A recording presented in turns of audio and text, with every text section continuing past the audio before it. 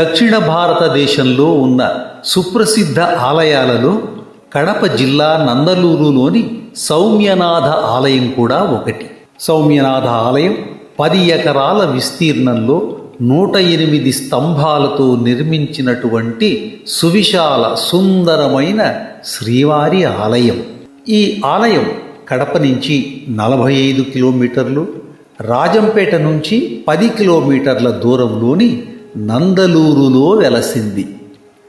నందలూరుకు పూర్వం నెలందనూరు తొండాయ మండలం, నిరంతపురం, చొక్కనాథపురం అనే పేర్లు ఉండేవి. నిరంధర అనే మహారాజు పూర్వం నిరంతపురం అనే గ్రామాన్ని నిర్మించగా అది బహుదా నదీ వెలువలో కొట్టుకుపోయింది. తరువాత నలంద అనే రాజు యొక్క ఉంపుడుగత్తె ఈ స్థలాన్ని సందర్శించి నెలందలూరు అనే పేరుతో తిరిగి గ్రామాన్ని నిర్మించినట్లు మెకంజీ కైఫియత్తులో ఉంది. 11వ శతాబ్దంలో చోళవంశరాజు కులోత్తుంగ చోళుడు సౌమ్యనాథ ఆలయ నిర్మాణానికి శ్రీకారం చుట్టినట్లు చరిత్రలో ఉంది. చోళ, పాండ్య, కాకతీయ, విజయనగర రాజులచే 17వ శతాబ్దం వరకు ఆలయ నిర్మాణం కొనసాగి 10 రాజుల కాలంలో ఆలయం ప్రసిద్ధి చెందింది. ఈ ఆలయానికి 120 ఎకరాల మాన్యం ఉన్నట్లు ఆలయాల శాసనాలలో ఉంది. 12వ శతాబ్దంలో కాకతీయ ప్రతాపరుద్రుడు సౌమ్యనాథ ఆలయానికి గాలిగోపురం కట్టించి నందలూరు, అడవూరు, మన్నూరు, మందరం, హస్తవరం అనే 5 గ్రామాలను బహుమానంగా ఇచ్చినట్లు శాసనాలు చెబుతున్నాయి.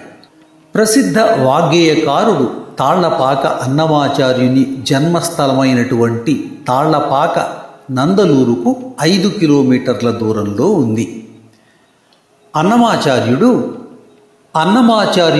నందలూరు వచ్చి శ్రీవారిని సందర్శించి స్వామిపై శృంగార కీర్తనలు రచించినట్లు ఆధారాలు ఉన్నాయి.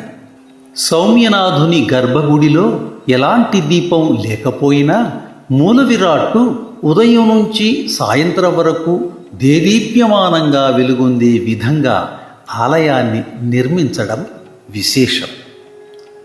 ప్రధాన విగ్రహం ద్వారానికి 100 గజాల దూరంలో ఉంది. ఈ దూరం నుంచి మూల విరాట్టును సందర్శించగా చాలా స్పష్టంగా కనిపిస్తుంది. ఇక్కడ గమనించాల్సిన విషయం ఏమంటే, సంవత్సరంలో ఏదో ఒక రోజు సూర్యోదయంలోని సూర్యకిరణాలు స్వామివారి పాదాలపై ప్రసరించే విధంగా శిల్పులు ఆలయాన్ని నిర్మించారు. ఆలయాన్ని ఎర్రరాయి వినియోగించి నిర్మించారు. ఆలయంలో తమిళ శాసనాలు చాలా ఉన్నాయి.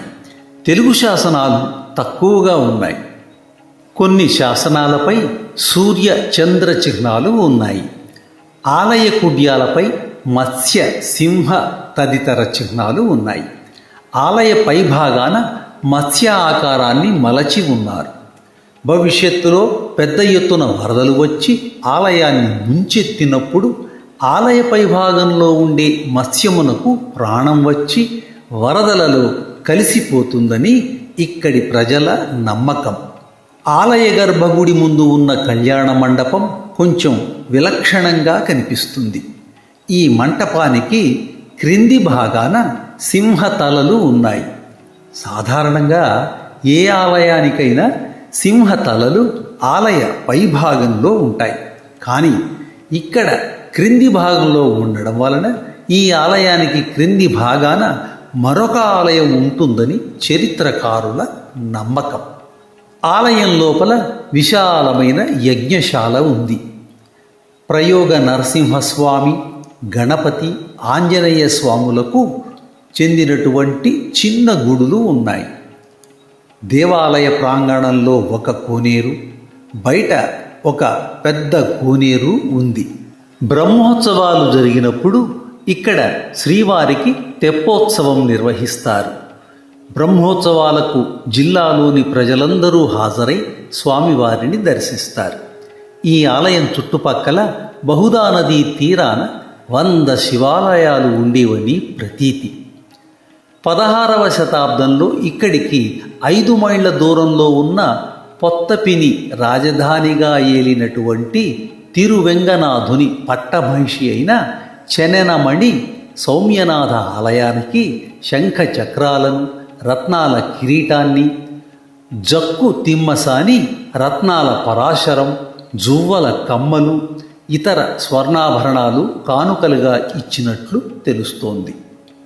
కేంద్ర పురావస్తు శాఖ అధీనంలో ఉన్నటువంటి సౌమ్యనాథ ఆలయం ప్రస్తుతం శిథిలావస్థలో ఉంది. గోపురాలు, ప్రాకారాలు చాలా వరకు దెబ్బతిన్నాయి. శిథిలావస్థలో ఉన్న ఆలయ ఉత్తర గాలి గోపురాన్ని ఈ మధ్యనే జీర్ణోద్ధరణ చేశారు. దేవాదాయ అధికారులు ఆలయ అభివృద్ధికి నిధులు మంజూరు చేసి ఆలయం యొక్క పూర్వ వైభవాన్ని నిలబెట్టాల్సిన అవసరం ఎంతైనా ఉంది. మన దేవాలయం ఛానల్ని వీక్షిస్తూ ఆదరిస్తున్న భక్త పరీక్షక మహాశయులందరికీ ధన్యవాదాలు, వందనాలు, శుభాకాంక్షలు.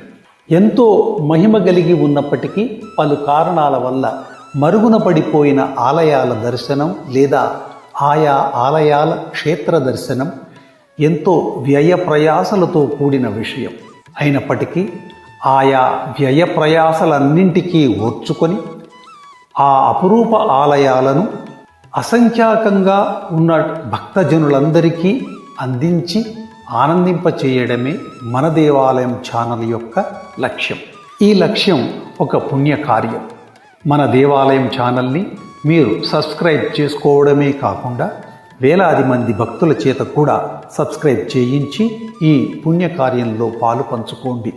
చేసిన పుణ్యం ఊరికే పోదు, మీకు సకల శుభాలు జయాలు కలుగుతాయి. లోకాన్ సమస్త సుఖినో భవంతు. అలాగే మన దేవాలయం వీడియోలన్నింటినీ లైక్ చేసి విలువైన మీ అభిప్రాయాలను కామెంట్ బాక్సులో ఎప్పటికప్పుడు పెడుతూ ఉండండి. మీ సలహాలను, సూచనలను కూడా తెలియచేయండి. ధన్యవాదాలు.